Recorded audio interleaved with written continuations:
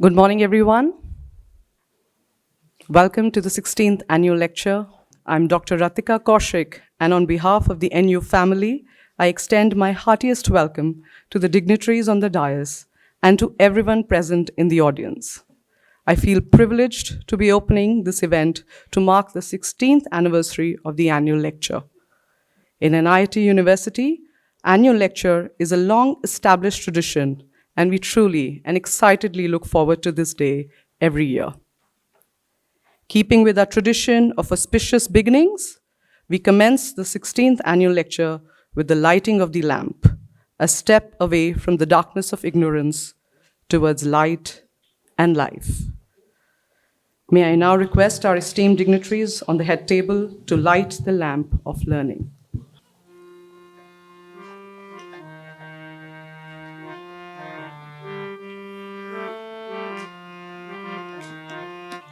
हे शारदे माँ, हे शारदे माँ, अज्ञानता से हमें तार दे माँ।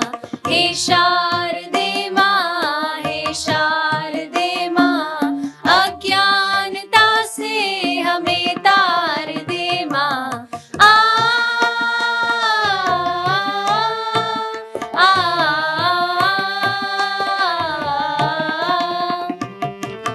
तू स्वर की देवी है, संगीत तुझसे, हर शब्द तेरा है, हर गीत तुझसे। तू स्वर की देवी है, संगीत तुझसे, हर शब्द तेरा है, हर गीत तुझसे। हम हैं अकेले, हम हैं अधूरे, तेरी शरण में हमें प्यार दे माँ।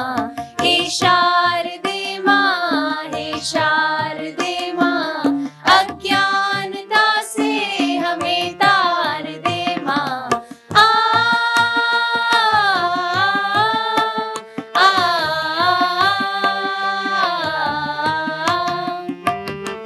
मुनियों ने समझी है, गुनियों ने जानी, वेदों की भाषा, पुराणों की वाणी। मुनियों ने समझी है, गुनियों ने जानी, वेदों की भाषा, पुराणों की वाणी। हम भी तो समझे, हम भी तो जाने, विद्या का हमको अधिकार दे माँ। हे शारदे माँ, हे शारदे माँ, अज्ञानता से हमें तार दे माँ। अज्ञानता से हमें तार दे माँ। अज्ञानता से हमें तार दे माँ।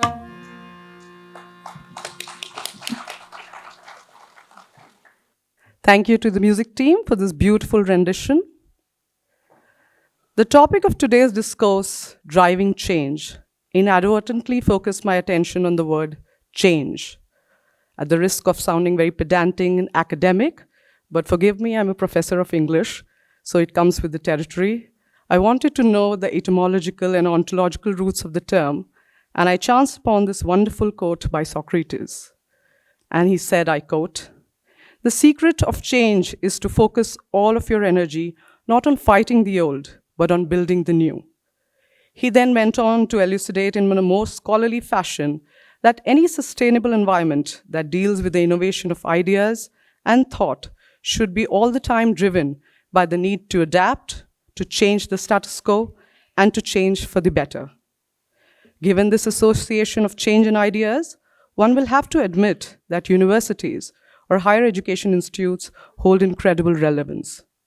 Although universities are not the only institutions in our societies where ideas are developed, but they do hold and deserve a special place because of their singular nature of their commitment to develop and support a community of critical thinkers who can and will collectively analyze, seek to understand complex issues from varied standpoints, and will then bring about a constructive change for the better of mankind. The greatness of an institution lies in the environment it fosters and protects, one in which a community of different scholars working on different disciplines ask different questions, and have the freedom to explore widely, deeply, and courageously. We at NIIT University are constantly engaged in this effort and often relentlessly engaged in changing and learning. We believe that we should begin with the questions. Advocacy should follow from research, and research should frame the questions we ask and not dictate the answers. We take this mammoth task very seriously, and we believe that to be leaders of change, our sincere efforts are directed both in developing ideas that propel change and to challenge the set of ideas that we arrive at. Our grand tradition of the annual lecture itself is a turning point, a driving change in our annual array of events that provides a formative and pivotal point each year, every year making us pause and reflect on our journey so far, growing strength to strength and infusing meaning and value into our thought, words, and action.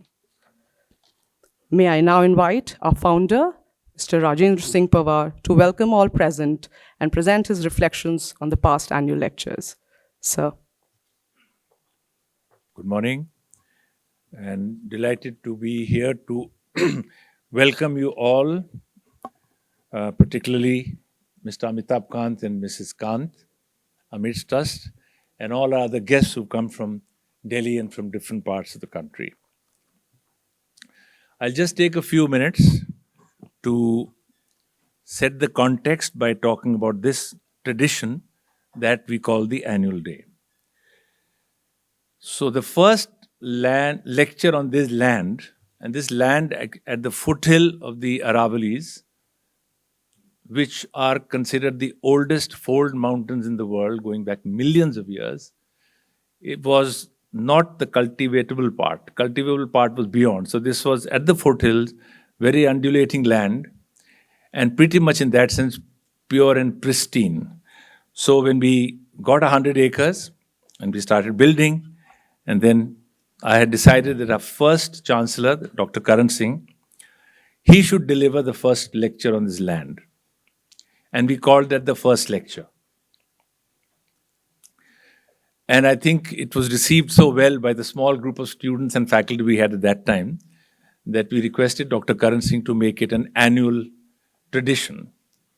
And for the 10 years that he was our chancellor, he gave a lecture every year. And if you've seen the invite, we listed them there, but he covered a very vast range of subjects, given that he's perhaps one of the last of the great philosophers whose understanding of things is very vast and very deep. So the first talk, and I won't list all 11, because first till the 11th was the 10 years, was the 4 pillars of learning. But then he talked about states of consciousness. He talked about India, the unfinished revolution. He had a talk on entrepreneurs in India. He talked of the meaning, the message of the Bhagavad Gita, went on to talk of interfaith movement. And then the very last one was science and religion. Is there a conflict? So very vast range of subjects. And over these 10 years, he also made a big change, that he made the lectures shorter and shorter, and the Q&A became longer and longer. So unlike such orations where there's no space for questions, we believed and he believed that we should create that space, because everyone sitting there has their own questions. I make an assumption of what you want to hear, but that may not be all you want to hear. So we made that a kind of a tradition. And then when Dr. Kasturirangan became the chancellor, he said that, look, now let's make it an annual lecture with a different speaker every year, and set the tradition for times to come. And so the 12th annual lecture, this is during COVID times.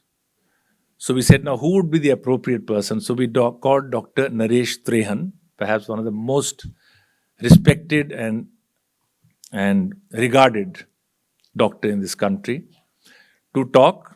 And we said, look, everybody is troubled by COVID. So his talk, he titled interestingly,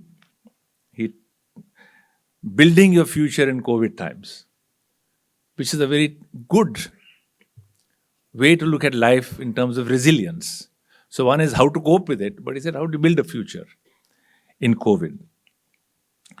And the 13th was given by another very eminent person, Mr. K.V. Kamath, who is credited with building India's the largest private sector bank, ICICI. And after doing his term there, he was actually called upon by the BRICS countries to set up the bank for this part of the world and based in China.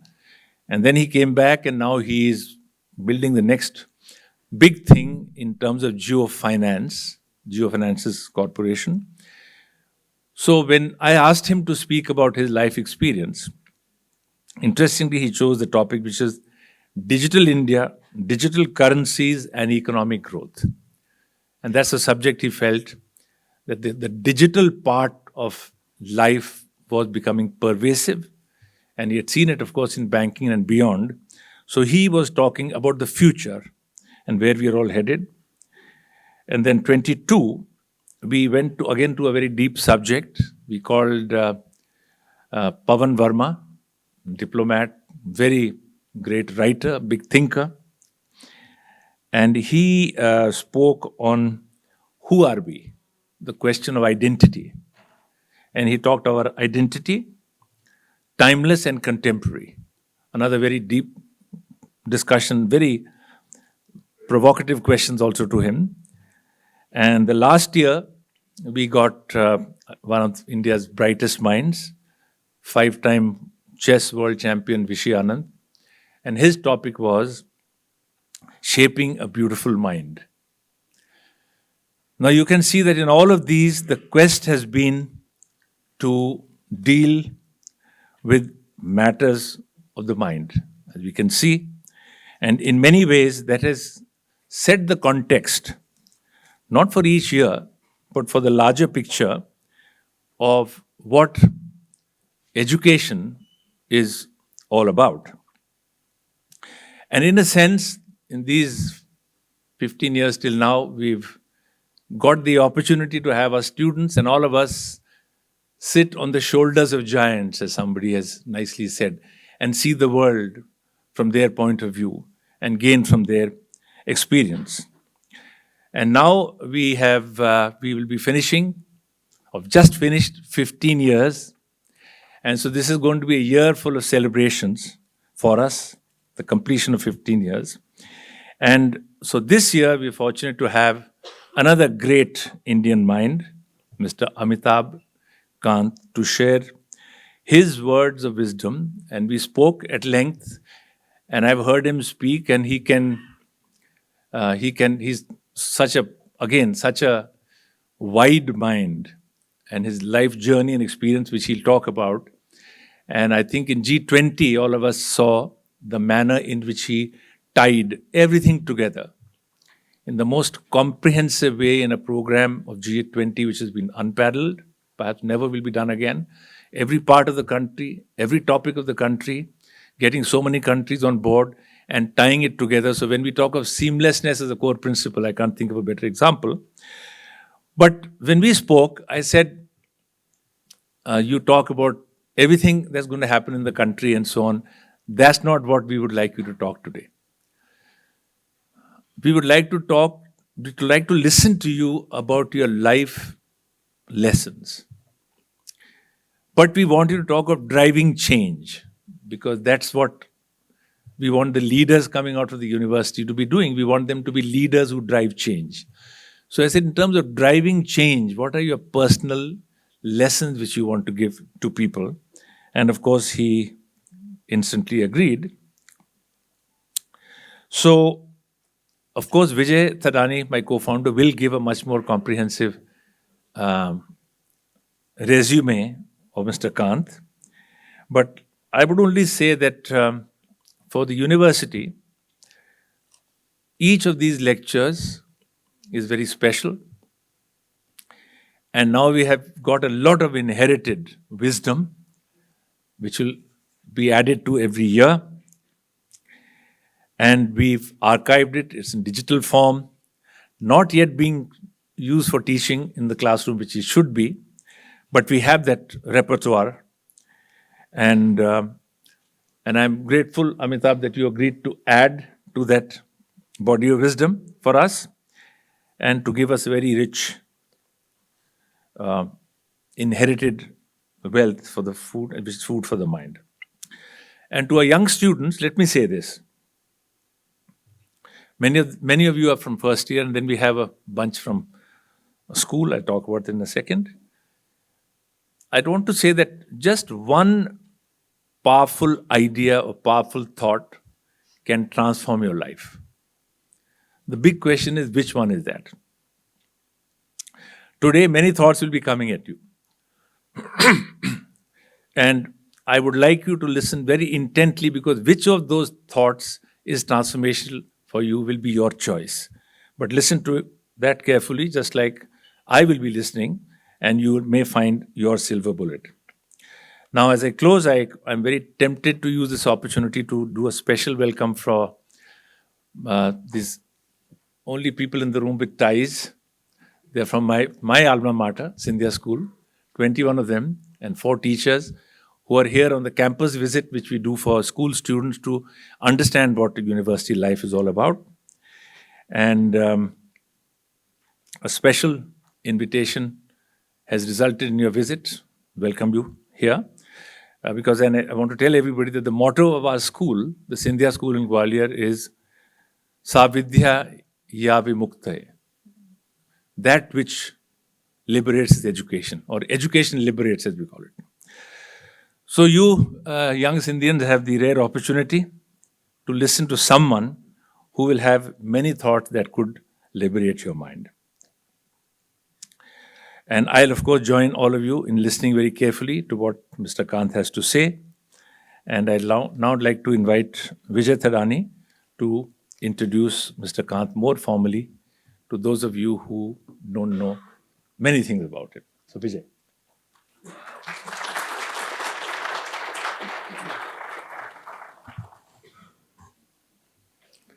Good morning.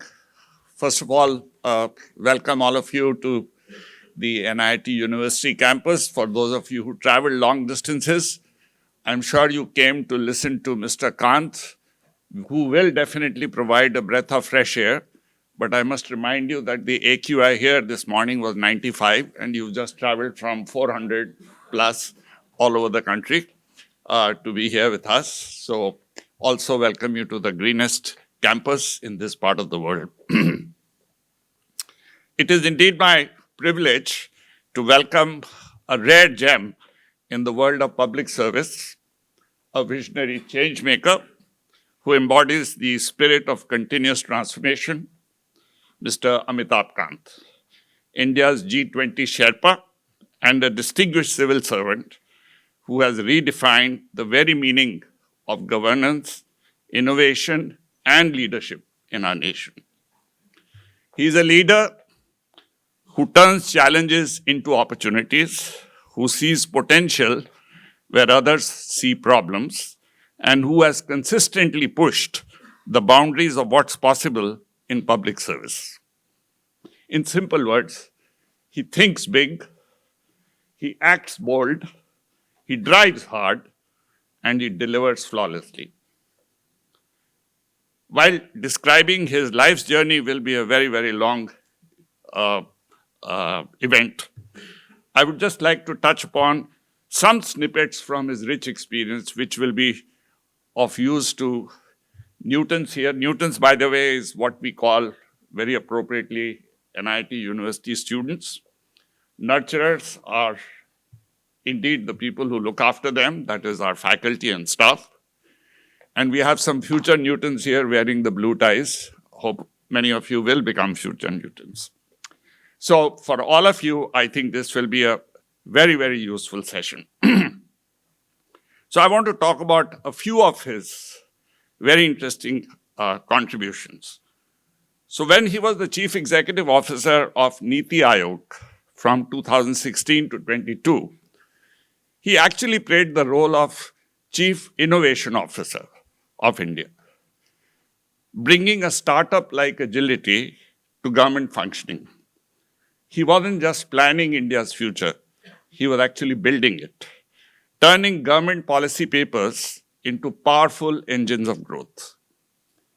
He would give any private sector CEO a run for his money, not because of competing with them, but by showing examples of building a collaborative vision and impeccable execution. As Secretary of Department of Industrial Policy and Promotion, DIPP, from 2014 to 16, his initiatives turned India into a startup powerhouse. This is the same country where failure was considered a sin, where now startups boldly talk about their failures so as to build new startups. And that has resulted in an extraordinary journey from 352 startups in 2016 to an incredible 125,000 in 2024, of which 110 unicorns. Through the Aspirational Districts program, he demonstrated that true leadership is about transforming lives by elevating 112 of India's most challenged districts into success stories.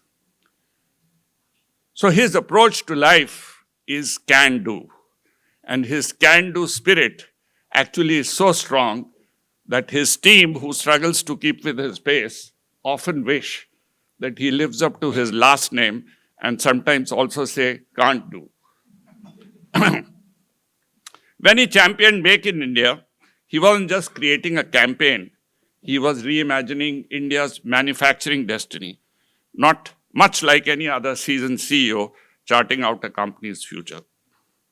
His incredible India campaign, many of you would have seen, went beyond tourism promotion. It showcased our nation's soul to the world, turning our cultural heritage into a global brand. As a tourism secretary in Kerala, he is credited with popularizing the phrase, Kerala, God's own country. It was so well received and so well used that many people still believe that God only lives in Kerala. I also consider him a Steve Jobs of governance, someone who doesn't just engineer or re-engineer systems, but reimagines them entirely. From spearheading green hydrogen initiatives to revolutionizing mobile manufacturing, he's been the torchbearer of India's journey into sunrise sectors, and where India is now playing a very strong role. His partnership with Japan for sustainable manufacturing cities and execution of PPP, public-private partnership projects, across 6 states showcases his ability to turn grand visions into ground realities. While he's been honored with numerous accolades, Economic Times Policy Change Agent of the Year, One Global Award 2016 for Leadership in Transforming Governance for the 21st Century, and India Today's The Supercrats, India's Top Bureaucrats series. I think for the young minds here today, he represents much more than that. Because the young minds here are potential change makers. For them, he is a role model who demonstrates that public service is not just about improving things, it's about transforming them. A prolific author with books like Branding India, An Incredible Story, and over 500 published articles, he can articulate complex national strategies with crystal clarity. His writings are like strategic business plans, insightful, forward-looking, and packed with innovative ideas. He embodies the art of driving change through personal transformation. His journey from St. Stephen's College to becoming India's chief negotiator at G20 isn't just a career trajectory. It's a masterclass in continuous reinvention. An example that comes to my mind is how he orchestrated the historic G20 declaration in New Delhi, building consensus until the very last moment, which he fondly calls the last ball of the T20 match. All of you will remember how G20 reached that consensus in that meeting. So, ladies and gentlemen, I have great pleasure in welcoming Mr. Amitabh Kant, and let's put our hands together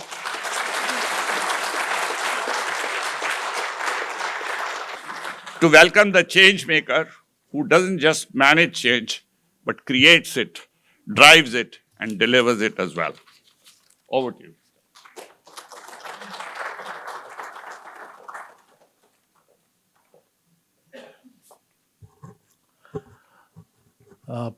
Mr. Gopalan, the Vice Chancellor of the University, the founders, very distinguished people here, and let me first thank Mr. Thadani for this wonderful, extraordinary introduction which he gave, and all the distinguished founders who are here. Let me thank them for inviting me to deliver this annual lecture.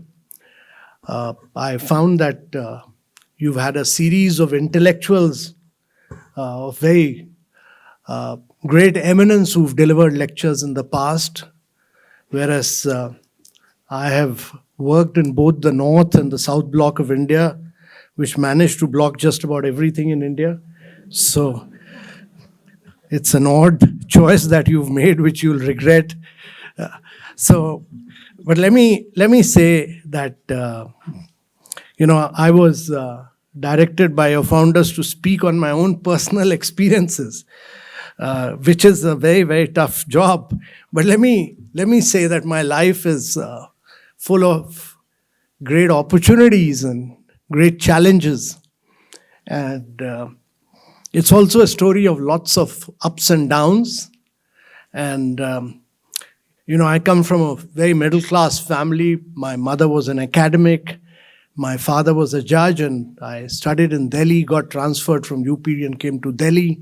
I'm saying this because many of your students also come from a similar background. And, once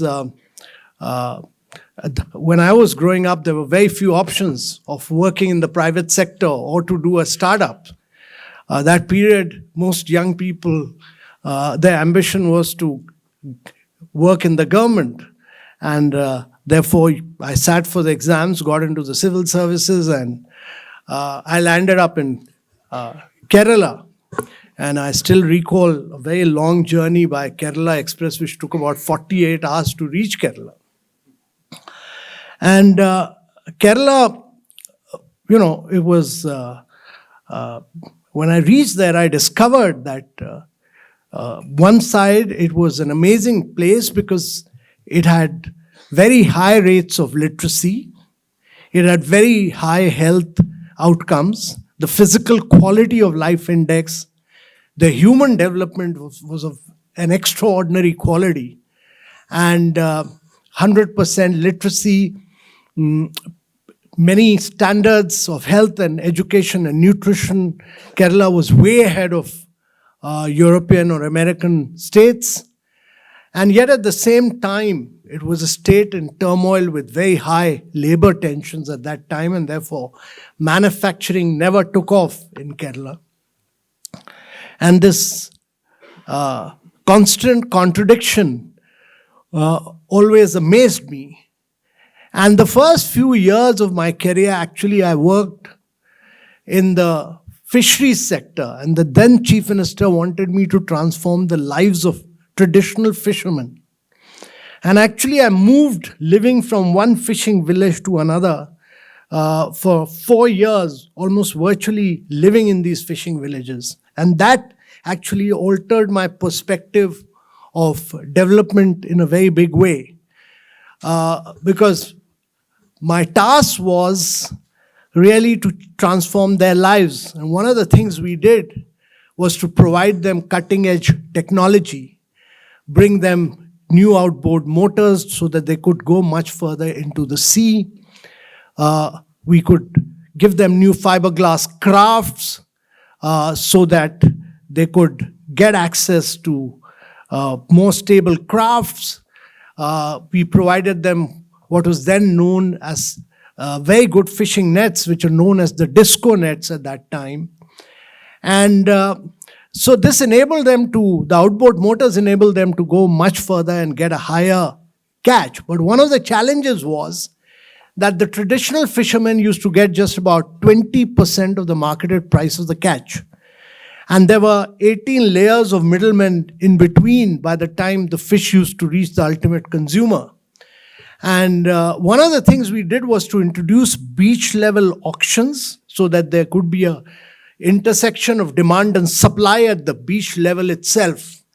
And the challenge was that fishermen were prone to drinking. So if they get the full amount, they would drink it up the same day. Their life was very tough going into the sea. And we had to open their bank accounts. And chasing a bank manager, doing your know your customer, and opening a physical bank account was a nightmare. It used to take me 6 months, 7 months chasing a physical bank manager to open a physical bank account. Today we open it in 1 minute using, your identity because of Aadhaar. But then it used to take me 6 to 7 months to open their bank accounts. Know your customer was a nightmare. And one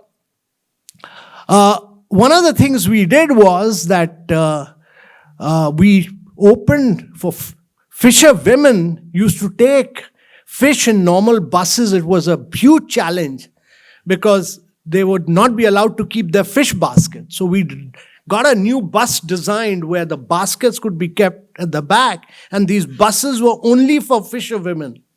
And we started with 2 buses for traditional fisher women so that they could come in front and the baskets could be kept at the back. And today there are almost about 30 buses running where fisherwomen take their bus and sell it in the respective colonies of the city.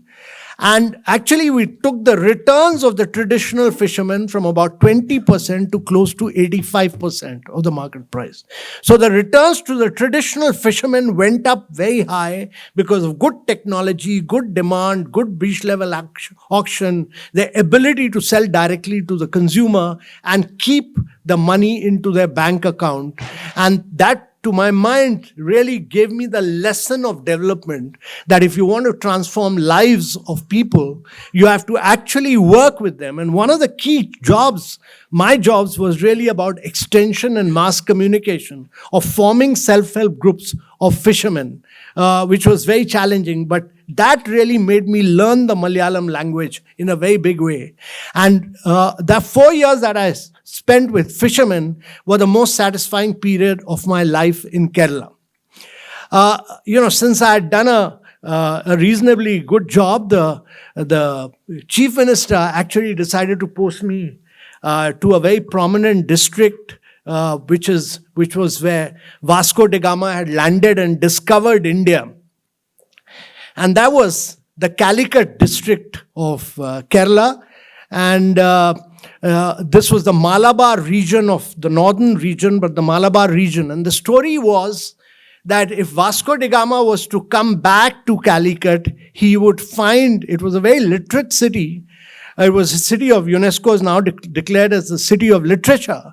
The top writers, the top poets all come from that district. But the story was that if Vasco da Gama was to come back ever, he'll find the district exactly as he had left it. No public area, no recreational area, very narrow street roads, and no breathing lungs in the city. And fortunately, when I became the collector, I also became the municipal commissioner and chairman because the municipality had been superseded. And I got a huge opportunity to transform that district. So I widened 26 roads. I created a new bypass. I removed about 450 encroachments from the city, created a new breathing lung, which is known as the Mananjara Maidan. And I created a new airport, which is the first airport in India, which was based on public-private partnership with a user's fee model. Because then a lot of Keralites used to go from that region to the Gulf area, but they used to come to Mumbai. And in Mumbai, they used to spend a night, get harassed by immigration customs, and then come to Calicut the next day and spend a lot of more money. So they were willing to pay the user's development fee, on the basis of which we expanded the airport to about 11,000 feet. And all carriers could then go to the Gulf. And we really because of the new breathing lung, the city had widened, the new areas had come up, new bypass had been created, new airport came up. The city got transformed in a very, very, very big way. But by removing these 450 encroachments in the heart of the city and demolishing a number of large buildings, it had its own repercussions. And as soon as I had got into my next posting, which was as managing director of the State Industrial Development Corporation, one of the persons whose building I had demolished had gone on to become a deputy chief minister. And so he took it upon himself and he got after me. And, so the criminal cases were filed against me. I was placed without a posting for about 10 months. I had no charge. And I was harassed in a very big way. And for almost, I thought that was the end. And I was a young officer at that time. So I really thought that was the end of my career. That there's no future for me. And, it was without a job for about 10, 11 months almost. And the entire political system, it was a communist government in power. They all got after me in a very big way. And then, after about 11 months, they posted me to a job which was a very nondescript job in Kerala, because nobody had then heard of Kerala as a tourism destination. Tourists used to go to Rajasthan, come to Rajasthan here for the experience, or go to Kashmir. Nobody had heard of Kerala as a tourism destination. So they posted me to a very nondescript job, which was then considered to be a punishment posting for all officers. And so I was posted as Secretary Tourism. Nobody had ever worked in tourism for more than 5 to 6 months. But I took to tourism in a very big way, and I thought I would, start transforming that area. So I felt that Kerala had huge opportunities. I looked at it from another perspective. The only destination then known was the Kovalam beach, where a lot of cheap tourists used to come, charterful flights used to come, and that charters coming in means basically low-value tourists from UK coming in, and that had led to a lot of encroachment on Kovalam beach, and that had led to, selling at very low prices for the next season. So I actually closed Kovalam for about almost 2 years to redo that destination. But in the meanwhile, I opened up new destinations. I opened up the backwaters of Kerala. I revived the houseboats of Kerala, on which not a single nail is used, but these were the traditional rice boats of Kerala. And all the traditional carpenters had gone away to Gulf. So we brought them back to do up these houseboats in a very innovative manner, exactly like, a Keralite houseboats would be. The traditional houses of Kerala, the Nalkittam houses, are some of the most beautiful pieces of architecture. They were being sold as firewood in the market. We revived the Nalkittam houses and assembled them as houses on the beach and revived the traditional Kerala architecture. But one of the things we did was to say that Kerala would differentiate, and the world of tourism works on this principle of differentiation, that we will differentiate Kerala from the rest of the world, and differentiate it by going back to the roots of Kerala. So we went back to the traditional Kerala martial art, Kalri Pet, which is the mother of all martial art, and revived it. It was a dying tradition.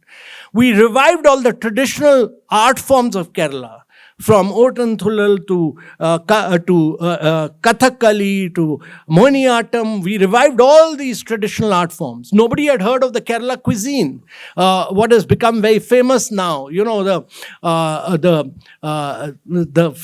vegetable stew, the appam, all that was traditional cuisine of Kerala, was revived by us as Kerala, part of the Kerala tourism journey. And to my mind, this differentiated Kerala from the rest of the world, because we said we will not ape the West. We will go back to the roots of Kerala and create a product which is very, very different from any other destination in the world. And that gave Kerala a very unique identity based on its Ayurveda, and we said Ayurveda is not about massage, it's about a regimen. You need about 21 days to be able to revive yourself and rejuvenate yourself. So the number of days being spent in Kerala was many more by tourists. We revived backwaters. We revived the houseboats of Kerala. We revived the art forms. We revived the martial art. We revived the traditional Kerala cuisine. And that's what created Kerala as a great tourism destination. And then we got many journalists from abroad to come and write. And National Geographic Traveler, the editor, came in and he declared Kerala as one of the great exotic paradises of the world. And he wrote a fabulous piece and he said that Kerala is unique not because of its natural beauty and its great product, but when you combine this great literacy, this huge health outcomes, the wonderful physical quality of life index with this with the beauty of the nature there, that's what makes Kerala unique. And he said this is an exotic paradise of the world. And that led to taking us Kerala from a $20 a night destination and we created it into a $500 a night destination. We took it up the value chain from a low value beach destination to a great experiential destination for the alert, independent traveler. And we said that this is what makes Kerala unique. And Kerala was much talked about at that period of time. And it was a Sunday and I was sleeping at home that time. And suddenly I got a call that the principal secretary to the Prime Minister wants to talk to you.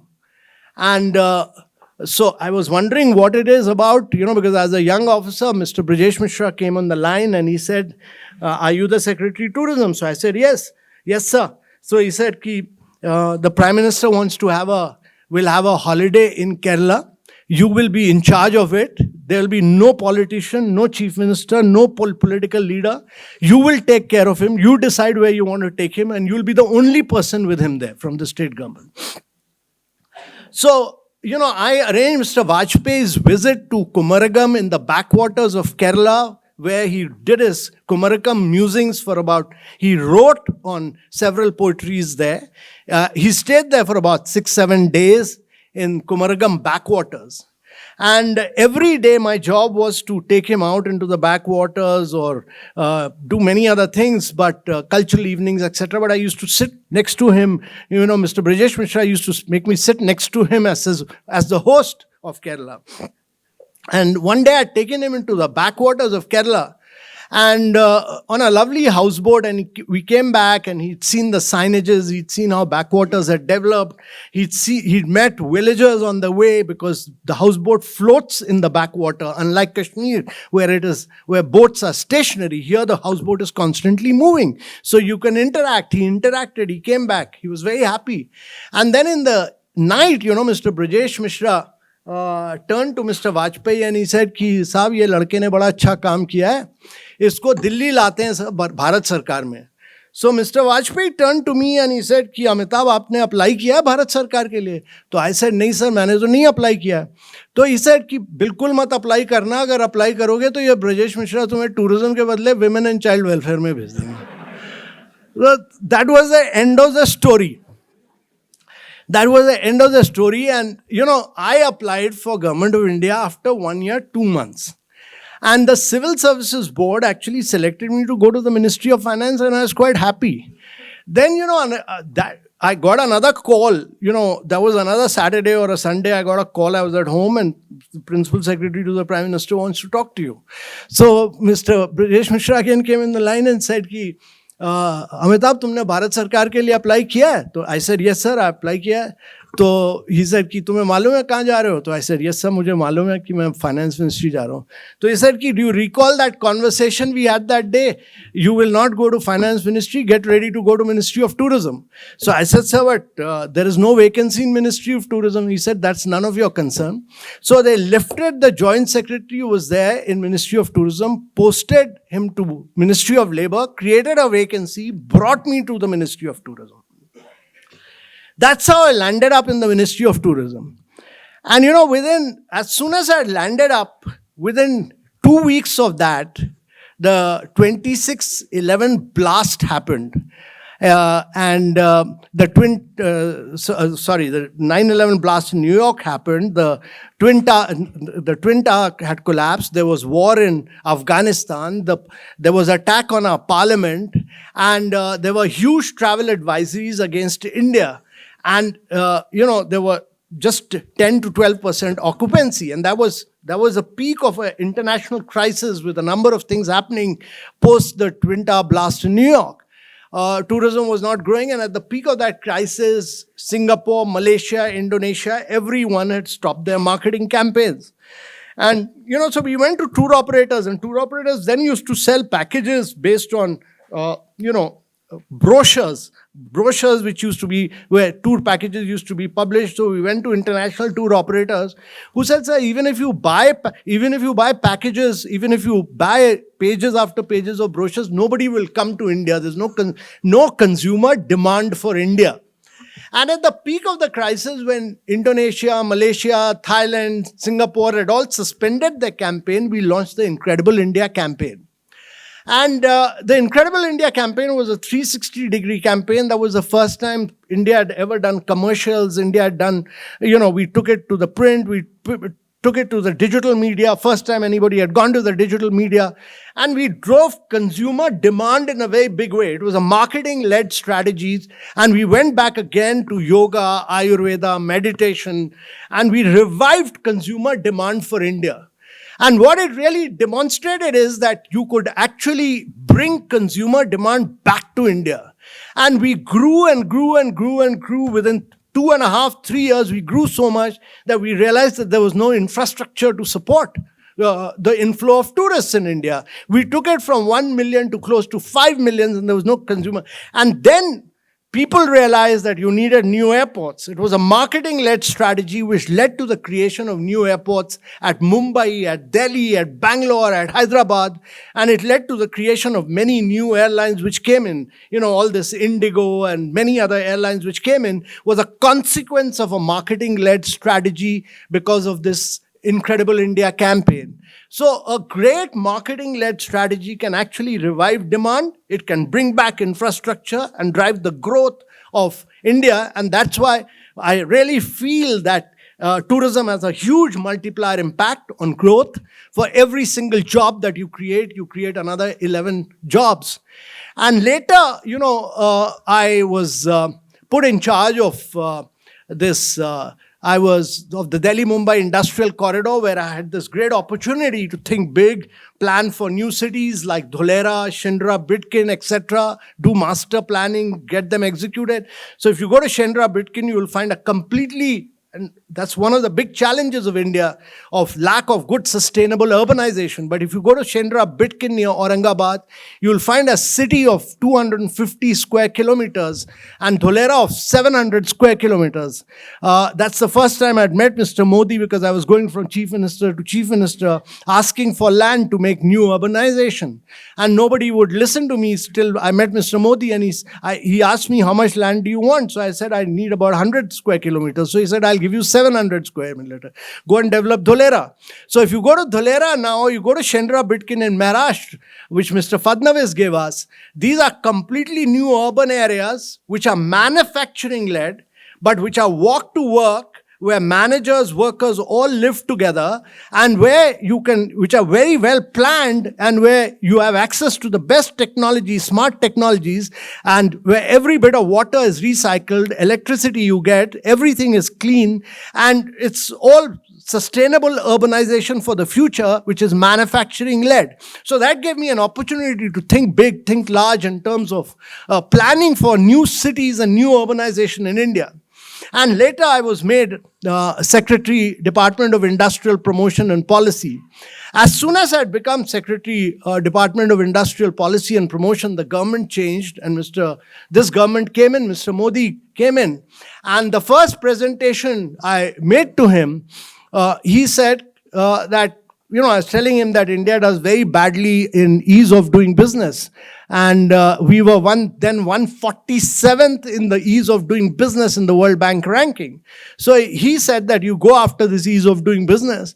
And we started working on these ease of doing business. And in 3 years' time, we jumped up 79 positions in the World Bank ease of doing business. It was very tough convincing the bureaucrats and the civil servants to change their mindset. We got everything digitized in Government of India, but the initial pangs were so difficult that actually, we went to EPFO, got the process digitized so that no human intervention could take place. But the EPFO and ESIC, what they did was that they digitized, but they also insisted on getting paperwork. So in first year, instead of going up, we went down. Because the World Bank said that you are digitizing is fine, but you're harassing your customers by introducing paperwork also. So it took us second year, third year, but by the third year, we really went after it, and we jumped up and jumped up and jumped up and make things very easy and simple. And one of the things we did was we started ranking states. So the first year we did this ranking, Gujarat came number 1. But next year, Andhra beat Gujarat. And the third year, Telangana beat Andhra and Gujarat. But the great thing that happened was that the mineral states of Jharkhand and Chhattisgarh, who were 24th and 25th, had jumped up to come to 4th and 5th position. So my view is, if you can rank states, if you can name and shame them and put up data in public domain, and this is very important, take data and put it in public domain so that every common man knows, states will start improving. Elected members, civil servants will all become accountable for that. And that's why these states jumped up. And this has to be a constant process on real-time data basis, on delta. That is change during the course of the year, not historically, but during the course of the year, what has been the change that has taken place. And that's why I believe that a lot could be done. But one of the things that we did was during that period was that we started not merely focusing on ease of doing business, but we dismantled the entire foreign direct investment regime. I took 24 cabinet notes. All of them got approved. And FDI, 98% of it comes through the automatic route now. None of them is physically approved by an officer today in India. And that made a huge difference. But, the launch of, when we went to the Prime Minister and said that we want to do the Startup India campaign, he said, ये क्या होता है startup, ये तो फिर तुम लोग bureaucrat procedures में मार दोगे इनको. तो we removed all licensing, we removed all inspector raj from the startups. At that point of time, there were just 350 startups, as Vijay had mentioned. Today, there are 147,000 startups in India. 147,000. India has over 150 unicorns in India. All this disruption that you've seen in startups. We started, PM then said, that was the period also that we were digitizing. So everybody had an Aadhaar, but 2015 to 2017, the country opened up 550 million bank accounts. Every second bank account was opened in India. And, Indian women had only 18% of the bank accounts were opened by, women had only 18% of the account. Today, 88% of the women have bank accounts in India. That has been the transformation. So what happened as a consequence of that we, with these bank accounts, we then seeded these bank accounts with both the Aadhaar and the mobile number. And that led to fast payments. So when the demonetization happened, Prime Minister at that stage asked me, he'd gone abroad, he came back and said, you launch 100 digital melas in 100 days. So I went to him, I made a presentation, Principal Secretary and I went to him and we said, sir, 100 दिन में 100 digital मेले कैसे हो सकते हैं? Sir, आप हफ्ते में एक करवाइए. He said, नहीं, 100 दिन में 100 करो. So again I told him in the presentation, नहीं sir, 100 दिन में मत करवाइए sir. एक हफ्ते का एक मेले में कराइए, अच्छी तरह करेंगे, प्रोफेशनली करेंगे, इसको ब्रांड करेंगे. सर नहीं, तुम 100 दिन में 100 डिजिटल मेले करो. But that 100 days we really worked hard. We did 100 digital melas. PM was not willing to listen. He forced it on us, but when you look back, those 100 days we worked so hard. We brought RBI, we brought the banks together, we brought all the startups together, we brought NPCI together, and that led to India's fast payment movement. And today, India does 150 billion fast payments in the world. We do 50% of the fast payments in the world. 50%. We are number one in the world. China is number 2 with just 22 billion fast payments. So real-time fast payments took off. And as a consequence of that, many things happened. The growth, because you had created the backbone of the digital infrastructure, you saw new startups, many, Mobiquick, Pine Lab, all of them started giving credit based on payment history. And then you had a new set of startups like Zerodha, Grow, Upstock. All these startups took your stock market, wealth creation into rural areas, tier 2, tier 3 cities. Today they control 30% plus of the Indian stock market, young startups. And then you had another set of startups, Go Digit, Acco, etc., who took insurance into tier 2, tier 3 cities. When I was a young officer, it used to take me 1 year to get a life insurance on paperwork from LIC. Today, from fast payment to credit to stock market transactions to insurance, Indians do in 30 seconds to 1 minute. This does not happen anywhere in the world. Anywhere in the world. I mean, I have not used a bank account, physical bank I've not been to. I've not used an ATM machine. I've not used my debit and credit card for the last 4.5 years. The only time I've used my credit card is when I went to America to visit my daughter and I had to take a taxi. I had to use that credit card, but I've never used it in India. Everybody used the mobile for payments here. So that has been the real transformation of India. And as we spread this, you will see this huge transformation of the digital public infrastructure in improving health outcomes, in improving learning outcomes, in improving nutritional standards based on the vast amount of data that we'll throw up. The power of machine learning, the power of artificial intelligence will transform India in due course. And therefore, this experience of doing the digital movement in India and then driving Make in India was a unique experience because India's growth story has largely been driven by the services sector, by people like Mr. Pawar, people like Mr. Thadani or Mr. Rajendran or Mr. Avinash. All of them have driven it on the back of services sector. But if you want jobs, if you want growth with jobs, you need to create manufacturing. And therefore, it was very critical that manufacturing is driven in India. And therefore, we did this Make in India initiative, and we did several things as a consequence of that. Not only did we ease up on terms of licensing, but we opened up the patent regime. Today, we register over 1 lakh of patents. We opened up the trademark regime. We opened up the FDI regime. And then we launched this production-linked incentive scheme, which has seen the huge manufacturing of Apple and Samsung phones in India. So that has led to, what you will see in the coming years is that many of these PLIs will lead to huge value addition and manufacturing in India as a consequence of what has been done in the manufacturing sector. So I worked in the industry sector in terms of ease of doing business, Startup India, Make in India, many other areas. And then I was about to retire, so I went to the, one of these meetings. The Prime Minister suddenly called me and he said, "Ki you continue to, आप मेरे साथ ही काम करो, ये नीति आयोग में जाकर काम करो अब." So I landed up as CEO of NIIT Aayog, and NIIT Aayog was a replacement for the Planning Commission. It was a completely new body. And one of the challenges was that how do you drive many of these changes constantly and use NIIT Aayog as an institution of federal transformation or working with the state governments.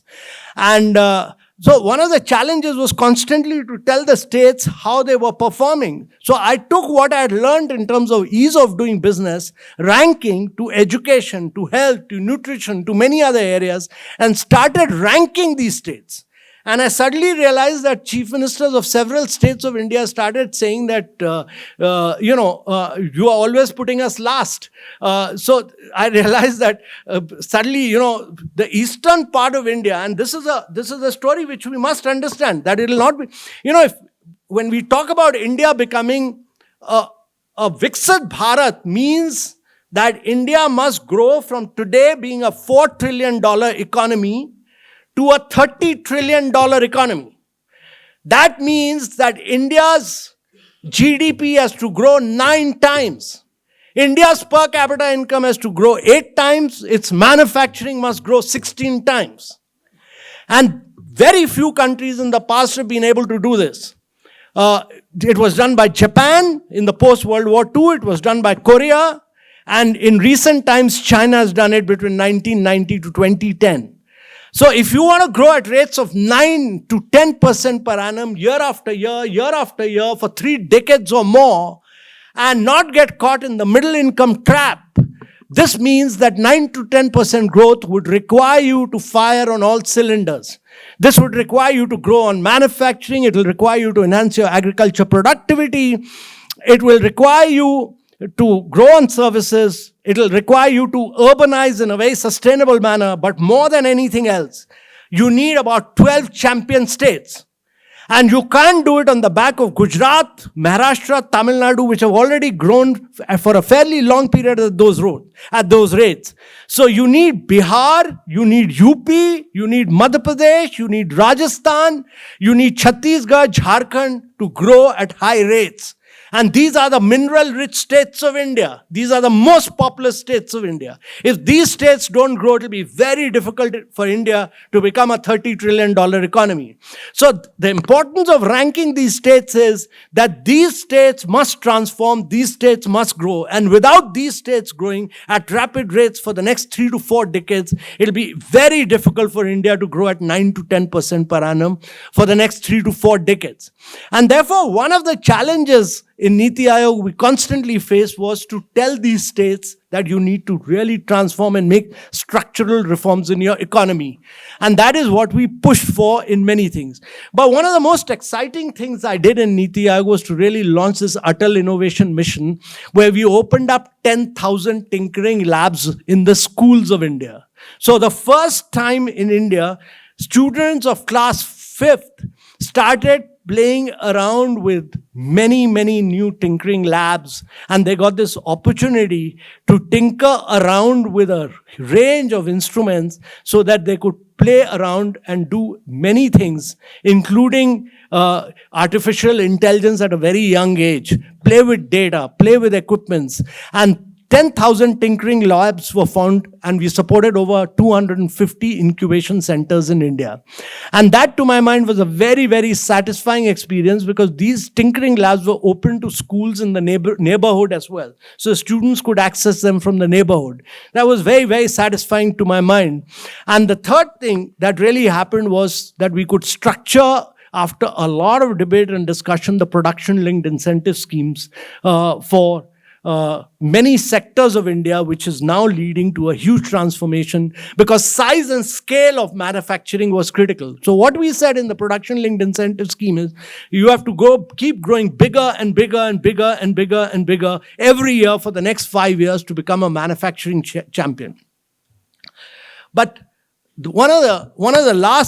another great experience was to really, the Prime Minister's asked me to work on some of the most backward districts of India. We didn't call them the backward districts, we called them the aspirational districts of India. And aspirational district program was not based on putting much resources, but it was based on actually ranking these districts on how they are performing and outcomes. So we took out education, we took out health, we took out nutrition, and we took out agriculture productivity and said these are the outcomes on which we'll rank you.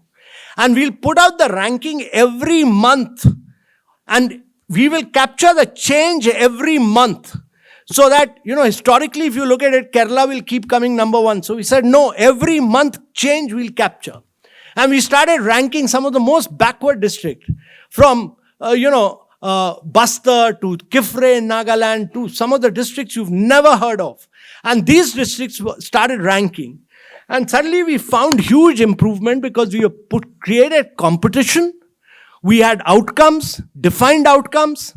You could track data, and data was used for governance.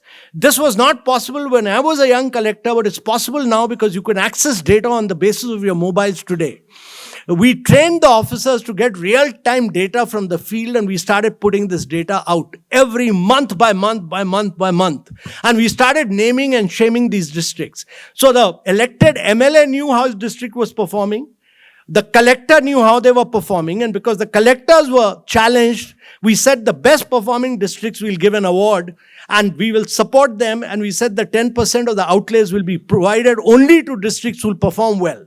And that led to a huge, huge transformation. And these 112 districts actually started performing much, much better than the best performing districts of the state.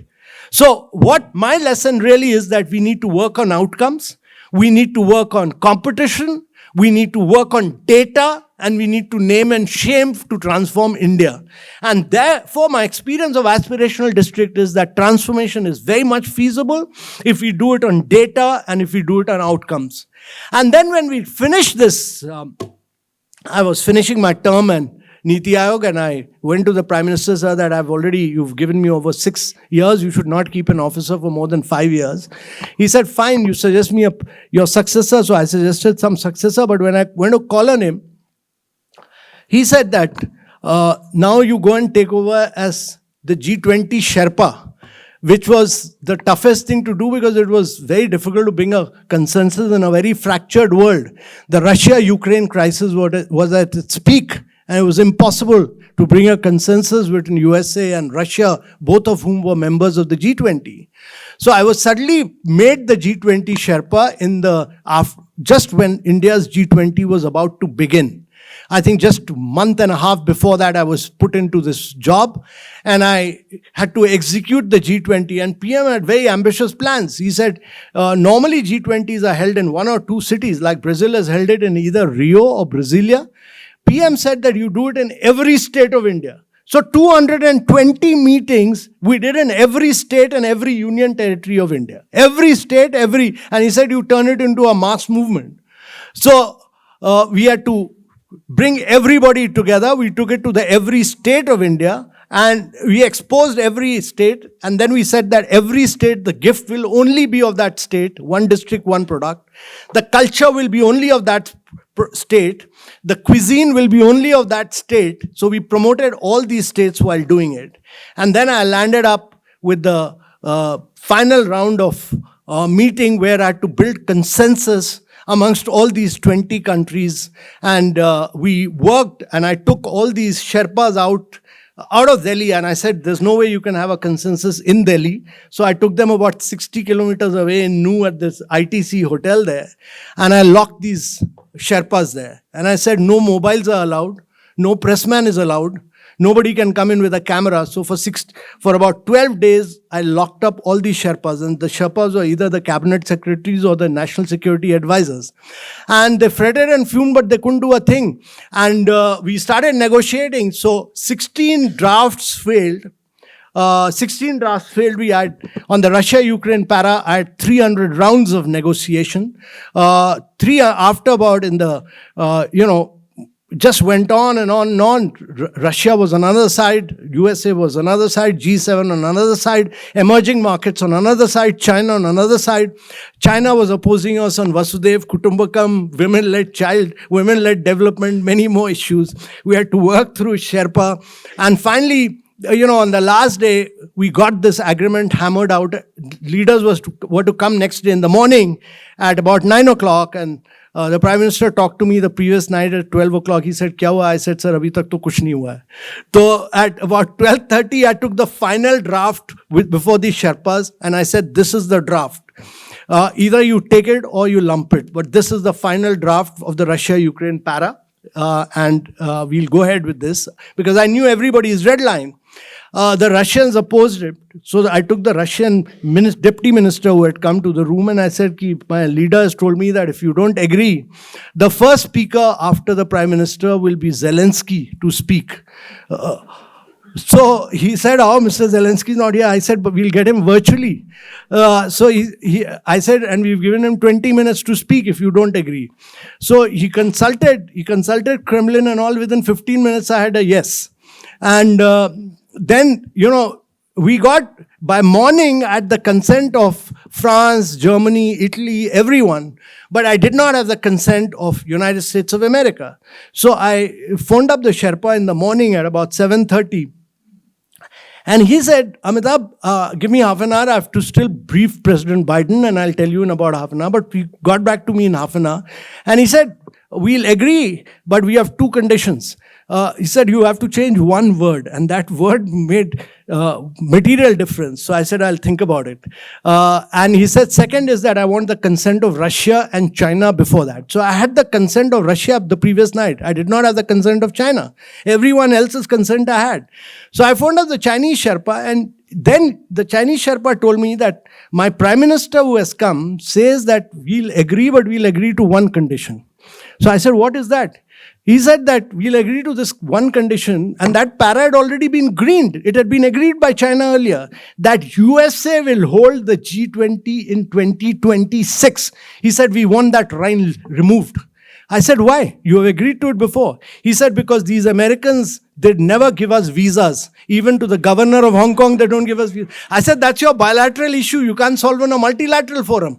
So he said, no, without that line removed, we'll not agree. So the Prime Minister came to Bharat Mandapam at 8:30 to inspect. He asked me, kya ho raha hai? I said, sir, kuch nahi ho raha. Ye to ban hi nahi raha kuch. So he said, ki bhai isko solve karogi.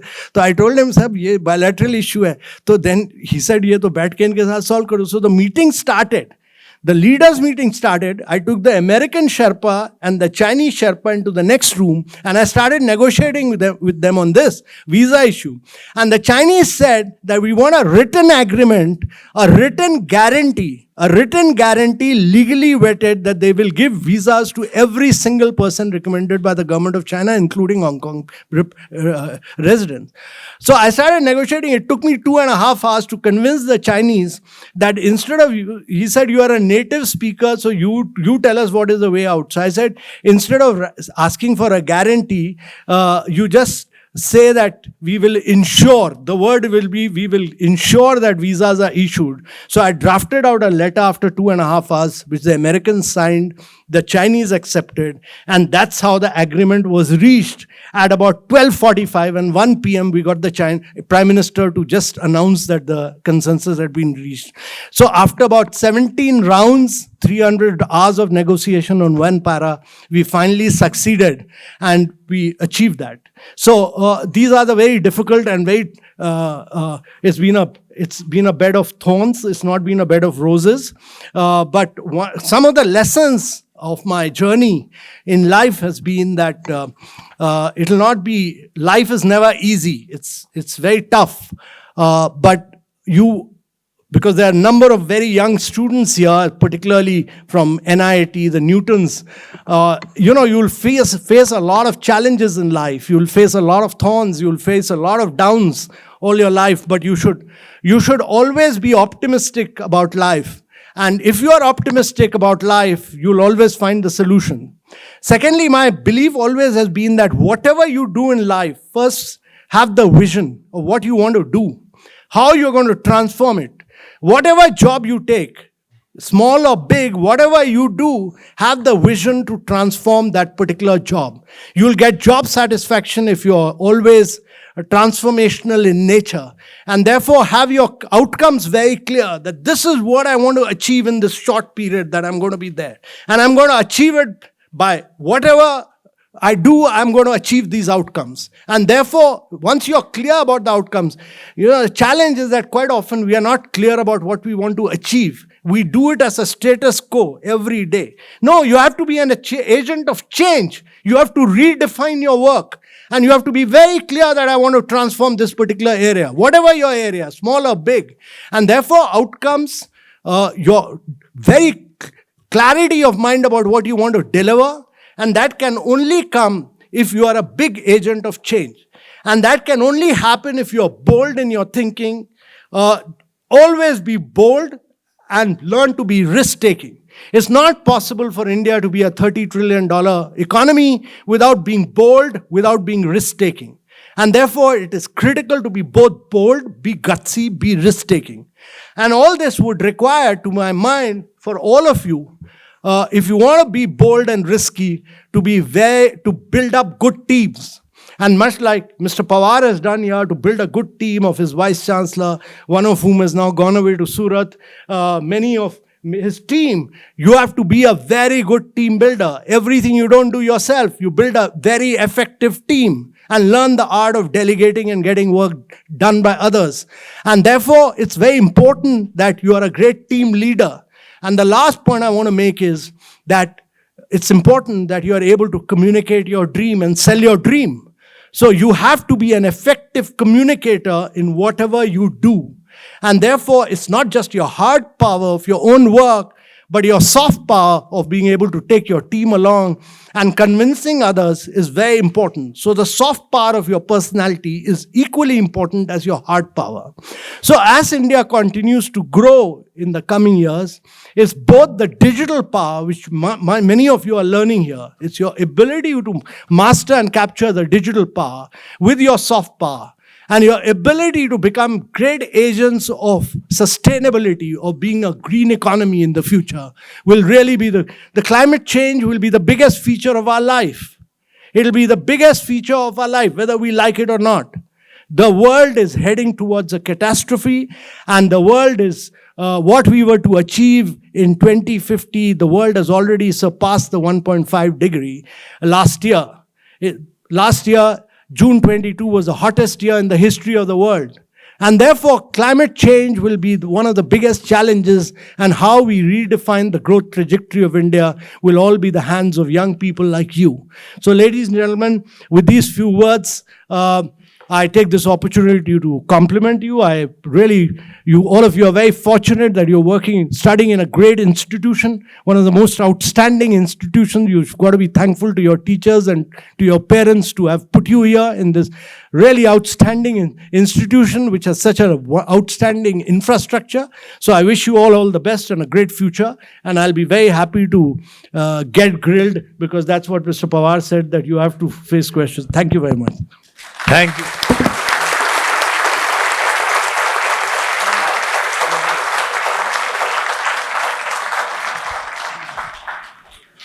Okay, now we have 30 full minutes.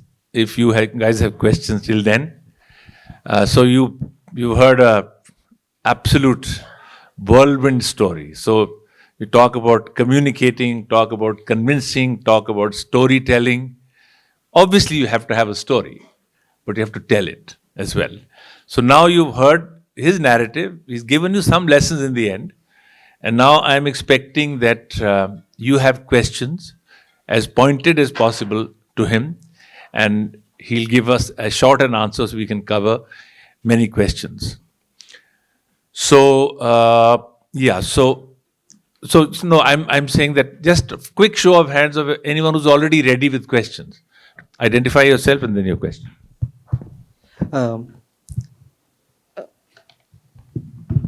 Good afternoon, sir. I'm Ayush Ganguly. I'm third year BBA student.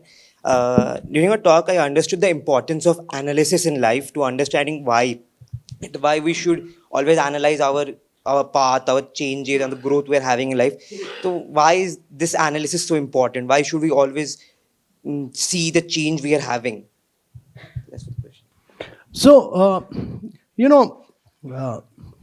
first of all, I've in my life, at a young age, I was never analytical. I was far more action-oriented. I believed in doing things and analyzing later. But as I've grown in age, I've become far more mature, and I believe that when you take action, you should constantly keep analyzing in terms of data. And data was not available when I was a young officer. When I was a collector, data used to come 5 years, 6 years later. The Department of Statistics used to put it out much later. But one of the big transformation that has happened as a consequence of technology is that India is pole vaulted, and you are able to access data on a regular basis and constantly. You can access it on mobile. When I was doing the aspirational district program, one of the collectors from Jharkhand came to me and he said that, I'm now coming third, and I plan to come number one by the time we end this month. And it was about the 22nd of that month, and I opened the computer in front of him, and by the time he had left his district and reached Delhi, he had gone down from 3rd position to the 6th position, because there was minute-to-minute competition amongst districts. You're constantly competing on different points. He'd gone from 3rd to 6th, so I showed him there right then. So he said, no sir, I'll go back and work hard and I'll try and come up. He worked very hard, but he could only come 4th. So data enables you to build that spirit of competition, which it was not possible in my time. That is the fastest way, to my mind, to create competition. This is, to my mind, if you want to change something, make people start competing, outcomes must be defined. It must be on a delta, on incremental change month by month. And that's the way India will change. That's the only way India will change. And put that data in public domain so that everyone in India comes to know whether you are improving or are you going backward. That analysis is important. Second, please start. Yes, identify yourself. Good afternoon, sir. My name is Najasvi. All due respect to you, I have a few questions for you. First, India sees the challenge of brain drain. To me, that is one of the biggest challenges in India. And what is the opportunity you see in this particular challenge as turning India from a hub which is giving brains to other countries to, again, becoming an intellectual hub like it used to be in the Vedic ages? My second question to you... So we'll take one at a time, because you'll have many questions. I know you're an avid questioner, so we'll lose track. He doesn't lose track, but we'll take it one at a time. So my personal views don't worry so much about brain drain. Just keep focusing on India becoming a more growth. As India grows, as India prospers, as India becomes, in 2 years' time, we'll be the 3rd biggest economy in the world. We'll overtake Japan and Germany. As India keeps growing at 9 to 10% per annum year after year, all the people, the rest of the world is aging. America is aging, Europe is aging, China is aging, India is very young. The average age is 29. Even when we are 120, 47, the average age will be 35. So as we keep getting higher and higher growth, people who've gone abroad will all come back. Will all come back because the opportunities will be here. You have to create the right opportunities for young people. People go, brain drain takes place because right now the opportunities are there. You can't stop that. Even in 2047, our objective should be that we are 1.4 billion. 30% of the skilled manpower to the world will be provided by India. If we are able to skill our population, 30% of the skilled manpower will go abroad. Doesn't matter. But the best talent of the world should come to India if India is to grow. America is able to attract the best talents from across the world. Why?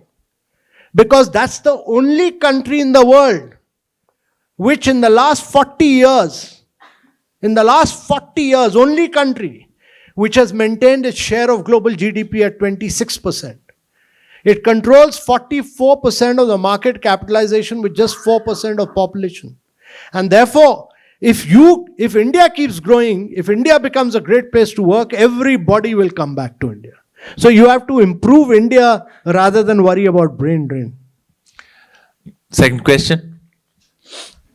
So, as you face struggles with politicians as a bureaucrat, I wanted to know that even though there are certain projects, most of the projects are well thought out, but sometimes we see that at ground level 0, the implementation is almost zero. So what is the reason that it's such a bottleneck kind of structure in these kind of situations? Well, I won't say implementation is zero, but implementation, India must learn the art of world-class execution. India must learn the art of better planning. India must learn the art of first doing master planning. That we don't do master planning. We don't do detailed designing. We don't bring in good architects. That's why I don't believe in the lowest cost, which government does all the time. I've always gone by, in my life, whatever I've done, whether it was God's own country, Make in India, whatever I've done, I've gone by quality come cost. I give 80% on quality, 20% on price. I've worked with the best talent in this country to design the best things. I've never gone by the lowest cost. If you go with the lowest cost, you'll pay peanuts and get monkeys. So India has reached a stage of its growth where whatever project it does, it must do the world's best. Good afternoon, sir. I'm Jaya Ram, a grade 11 student from the Sandhya school. So my question for you, sir, would be that as a powerful negotiator that you are, what do you think is the key to negotiating? Big question. So the key to good negotiation is relentless hard work. There is no substitute to relentless hard work. That means that you have to study the position of that country, what it has taken in different negotiations at different points of time, mastering that and confronting that country with that position. Countries keep changing their position for that good. And therefore, you must do very good hard work. First. Second, have a very good team to support you in that hard work. There's no other option but to do very major hard work. And that is something which I'll tell you, when the Chinese come, they are very well prepared. The memory line for them is very, very strong. In India, we keep changing our negotiators all the time. That's not possible. So you need relentless hard work for this. Okay, now while she's taking, who's the next? So you can, okay, so you pass the mic there and then it goes back and then we'll start coming to the one Good more afternoon, sir. student. I have these hands. Then we'll come to you, okay? Please start. Good afternoon, sir. You had your speech was very inspirational and motivational for us. I'm Ani from the Sandhya school. I'm in 11th grade. And we said in the next few years we will have to reach the 30 trillion GDP for the country. What do you expect of us as students to do to help it get there? No, that's a tough question. Join NU first.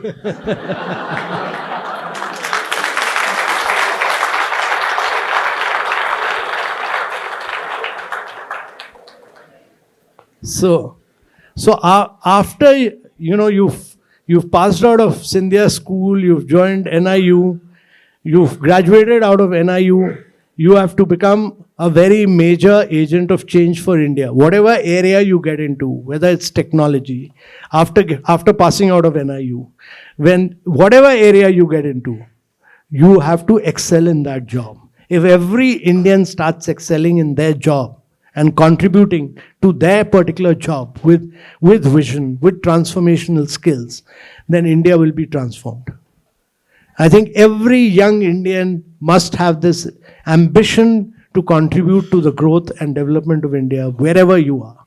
And unless and until every Indian has that similar spirit of transforming India, it will not work. It can't be that change is never driven from the top. It has to be a mass movement. And therefore, every Indian has to become a part of that movement of transformation. When Prime Minister talks about Viksit Bharat, that's what he's saying. That there is a period in the history of every nation when it has a moment to transform itself. If it is not able to transform itself when it is young, it will never be able to transform itself. So the transformation will not happen at our age. It will not happen at Mr. Pawar's age or Mr. Gopalan's age or Mr. Thadani's age or my age. It will happen only at your age. So next 20 years, if you are able to transform India, then India will be transformed. Okay. There, yeah. Good afternoon, sir. I'm Shagnik Chanda from the Sandhya school. My question to you is, so like you touched on the topic that the temperatures are rising rapidly and that reducing won't suffice, then what should the apt solution be? And how are the other nations looking at this dire situation?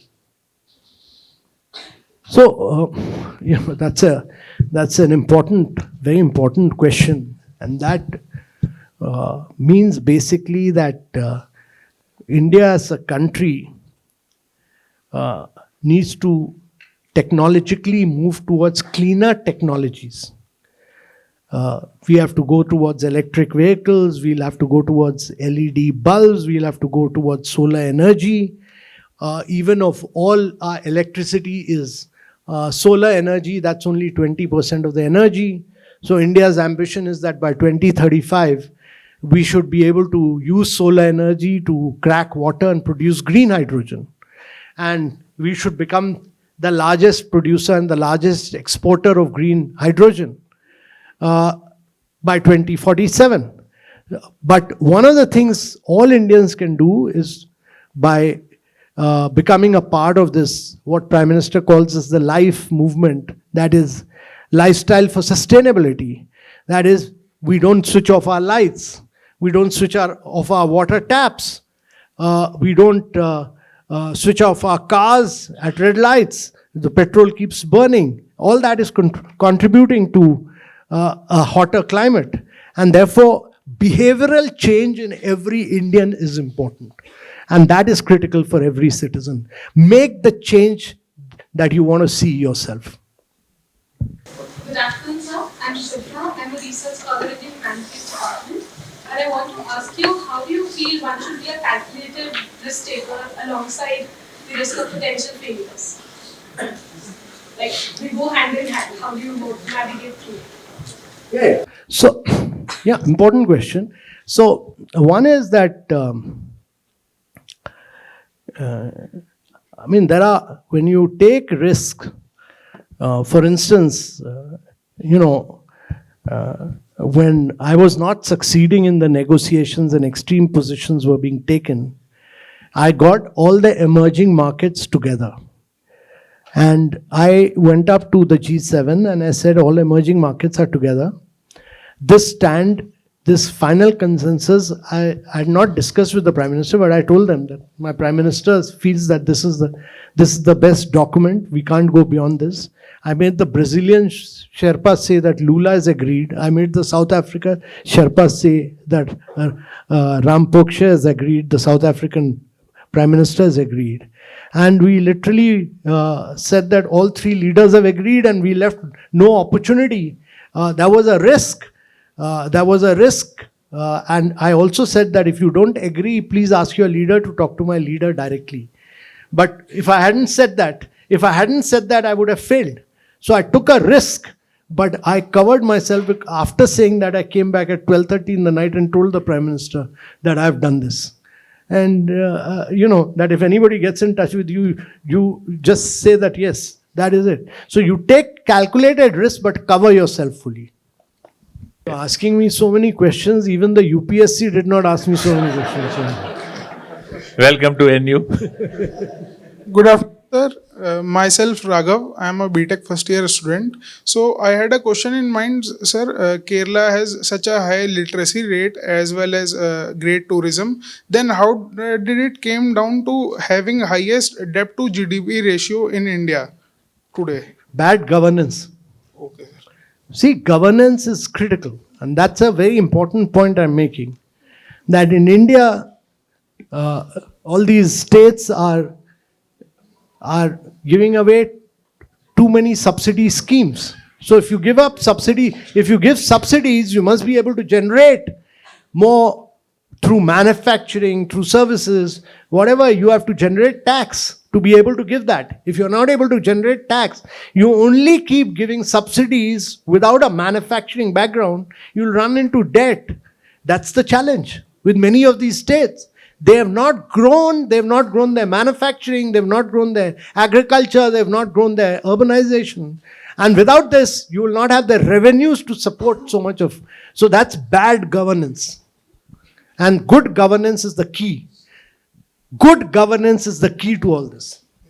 Sir, I have a second question. Sir, as you were telling how you transformed the fishery sector in Kerala. So if you removed the 18 layers of middlemen, then did you had any substitutional jobs for them or employment sectors for them? उनका क्या हुआ? So, see, the important thing is that in any sector, important thing is that the actual producer actual producer must get a higher return. If the actual producer gets only 20%, then there's some flaw in the system.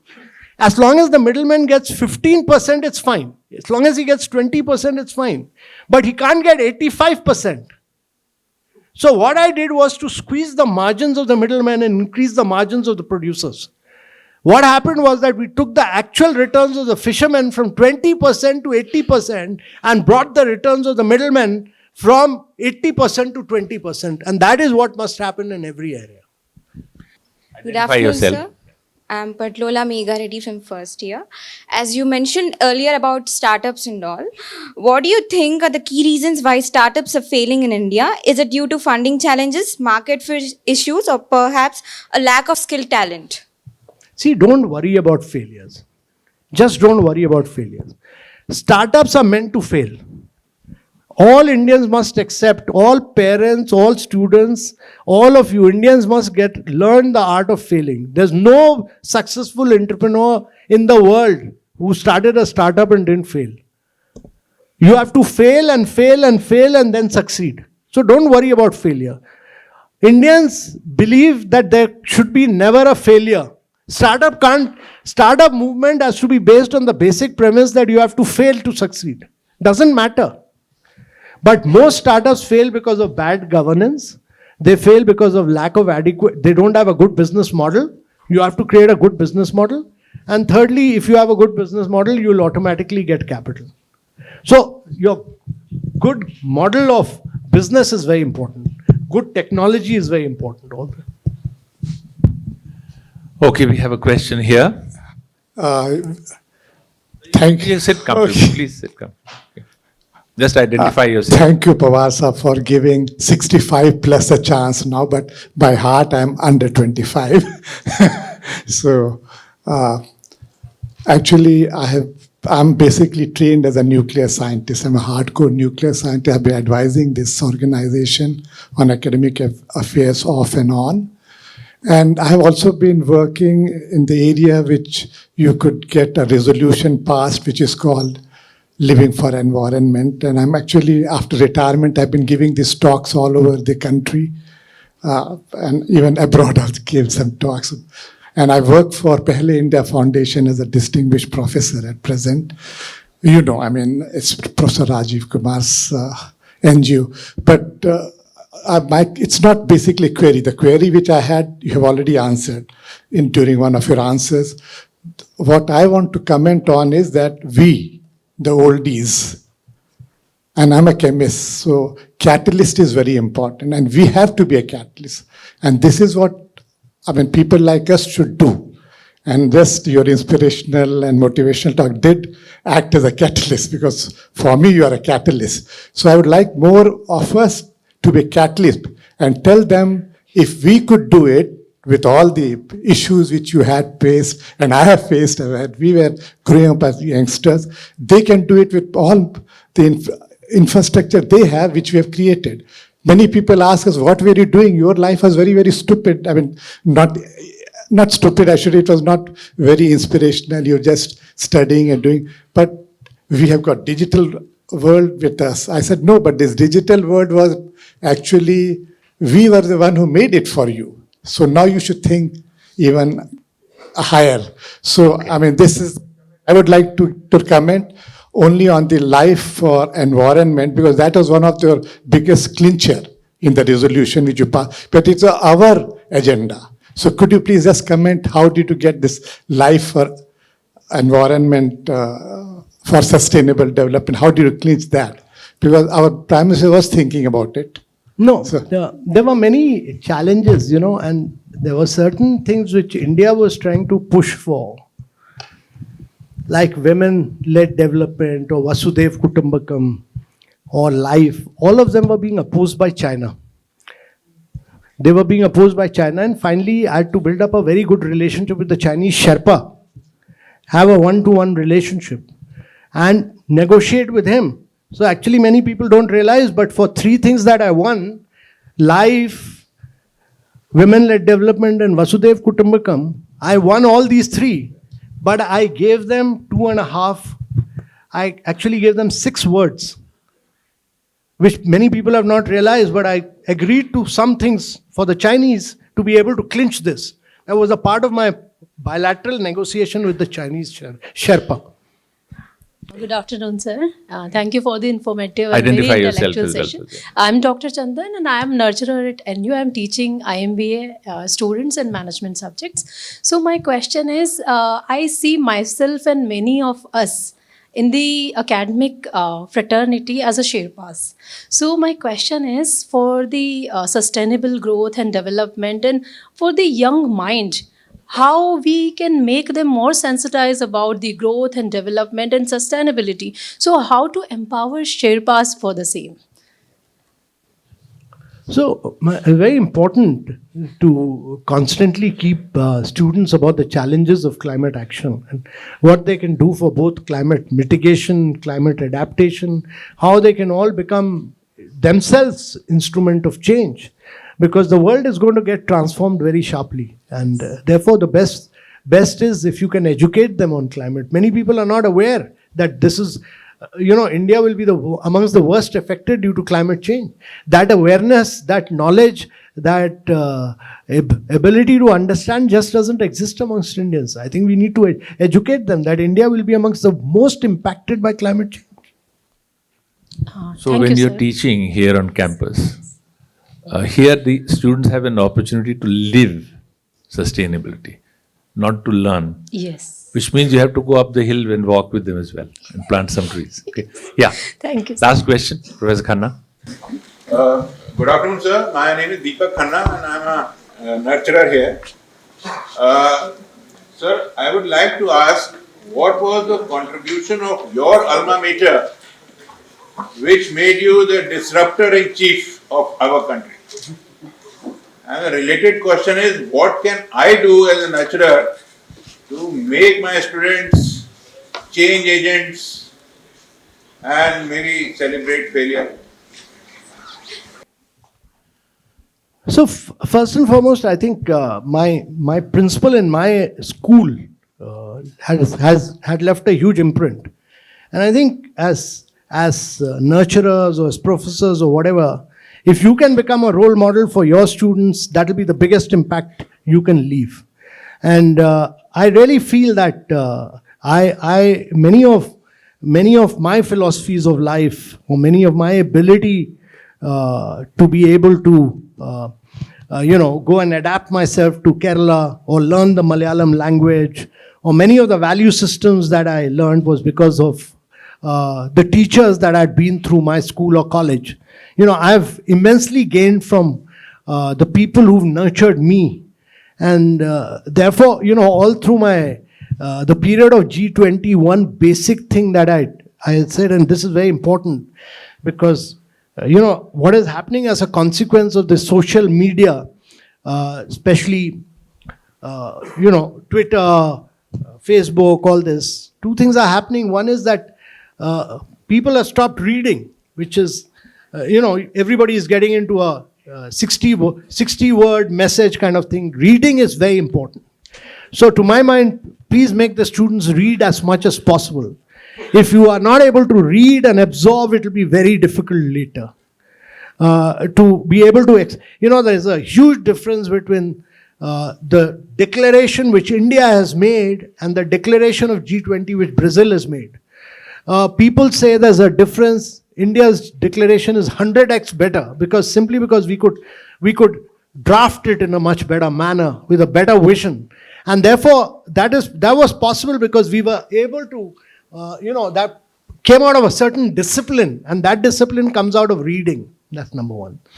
Number two, because of this Twitter, social media, there's a lot of everybody is becoming very combative in life. There's too much of rage and anger. Everybody wants to just confront and become combative. No need to do that. There's no need to be combative. I think we must become very patient listeners. And that's something which I learned from the Prime Minister. I must have made the maximum number of presentations to him. I must have made about 250 odd presentations to him. When I've made the presentations, he's just listened. The greatest ability of this Prime Minister is ability to listen. And I think we must develop the ability to listen and absorb. And if you listen well and absorb, 95% of your doubts will be sorted out. Only 5% will be. And there is no need to be combative all the time. Learn to be humble, learn to have humility. And that humility, if we had been combative, we would have never got consensus. We never told any country that you are wrong. We said you are right, but there's another way to look at it. And therefore, this humility, this humbleness, it's today's world of Twitter, social media has taught us to be very, very combative. Look at a young person. He's always combative. No need. No need at all. Learn to listen to the other person. There's a lot of time in the world. Listen, be humble, learn humility. Always thank God. Always thank your parents. Always thank your teachers. That's the only thing I'll advise you. Thanks. Great last answer. Very great last answer. Message for students as well. Listen to your teachers. When they tell you to come to class, come to class. Okay?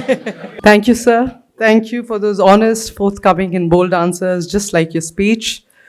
May I now request Mr. Rajendra Pawar, founder NIIT, to kindly present a memento to our honorable guest, Mr. Amitabh Kant. Sir, we are hugely thankful for your time and for your words. Thank you so much.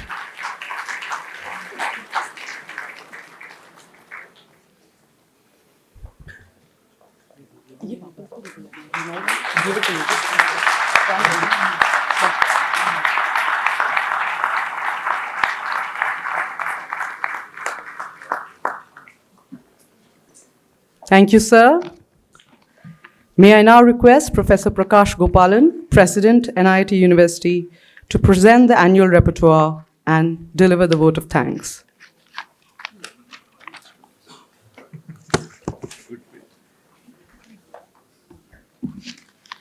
Chief guest, Mr. Sri Amitabh Kant, Sri Rajendra Pawar, Sri Vijay Kumar Tharani, members of the Board of Management, invited guests, nurturers past and present, and my dear Newtons. I consider it a great honor and privilege to propose this vote of thanks for the 16th annual lecture today, delivered by Sri Amitabh Kant on driving change. Sir, we are fortunate to listen to your speech which resonated with all of us, and I'm sure each one of us will have something to take away from here. Some of the salient points that we were able to gather, and this is very useful for the youngsters present here, it's important for you to understand life has ups and downs. You were very admirably told today how to turn obstacles to opportunity and to play to the strengths that you have when the situation demands.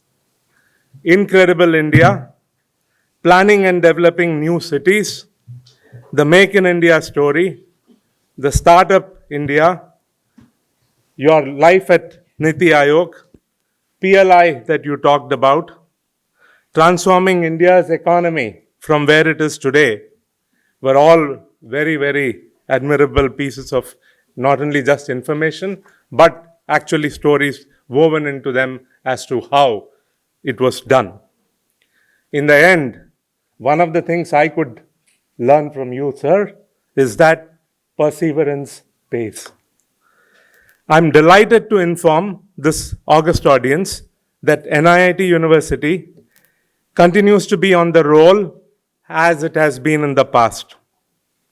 We are cognizant that an academic ecosystem is an intergenerational pursuit, and our 4 core principles constitute the necessary ingredients for academic excellence in the knowledge economy.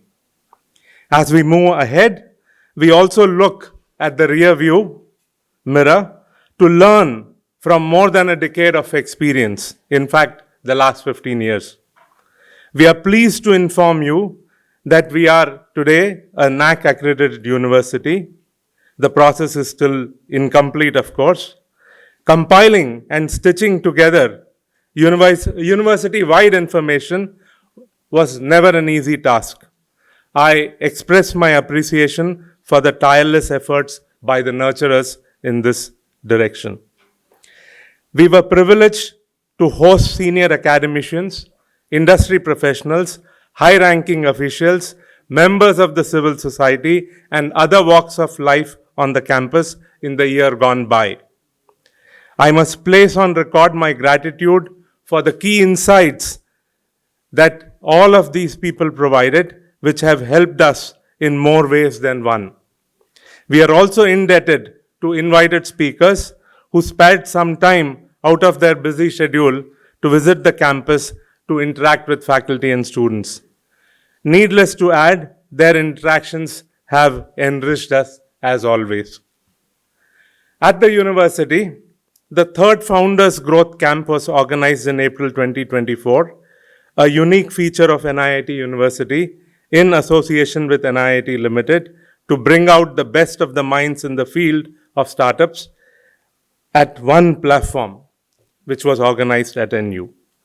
The program provided a unique opportunity to startups in the field of EdTech domain to express their ideas in front of experts coming from industry and academia, along with angel investors and venture capitalists.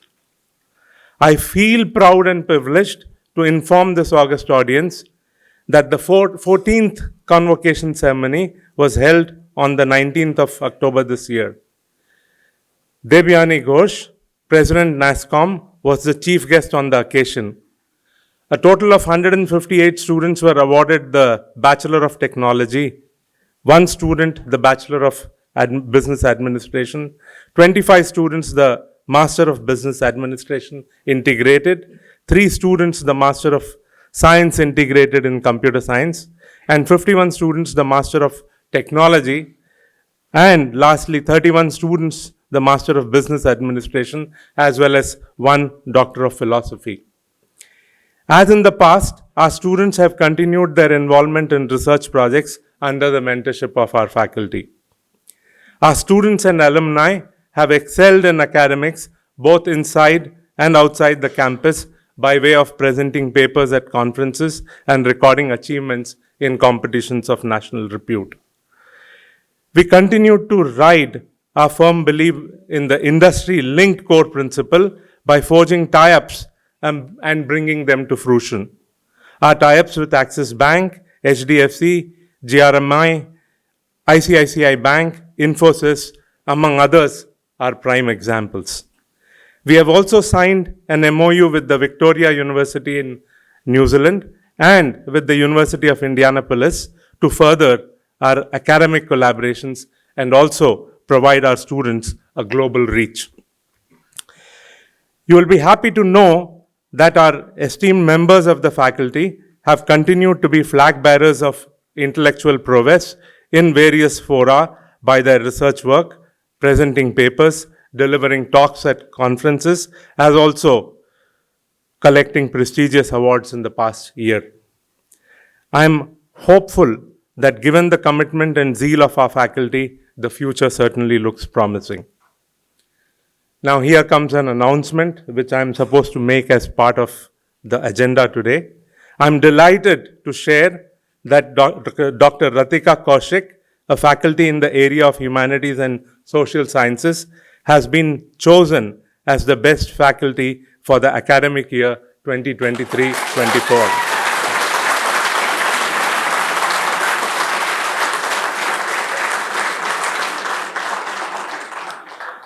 As you know, an event like this cannot happen overnight, and it needs planning that's possibly started weeks ago. A need for bird's eye view of details as well. We have been fortunate enough to be backed by a very committed team of motivated faculty, staff, and students who have put in sincere efforts to make this annual lecture event a big success. I cannot thank everyone enough for their willingness to take on the completion of the task beyond their comfort zone.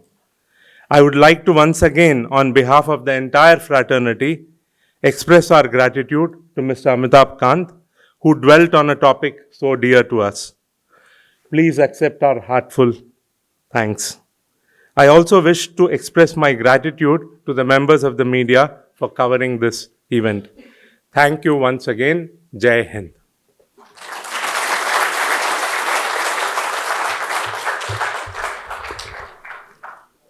Thank you, sir. We shall now have the national anthem. To ordain this, may I request all of you to please rise.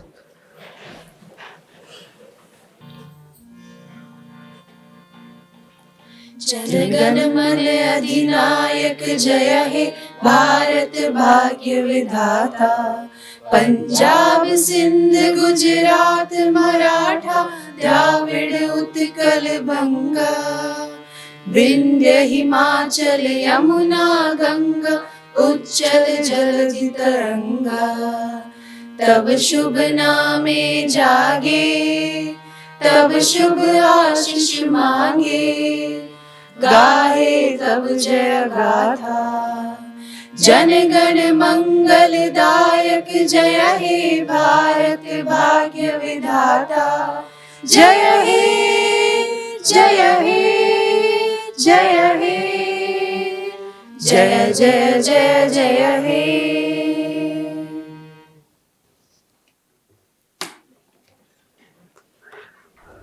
Ladies and gentlemen, with this we come to the end of the ceremonial proceedings of the day.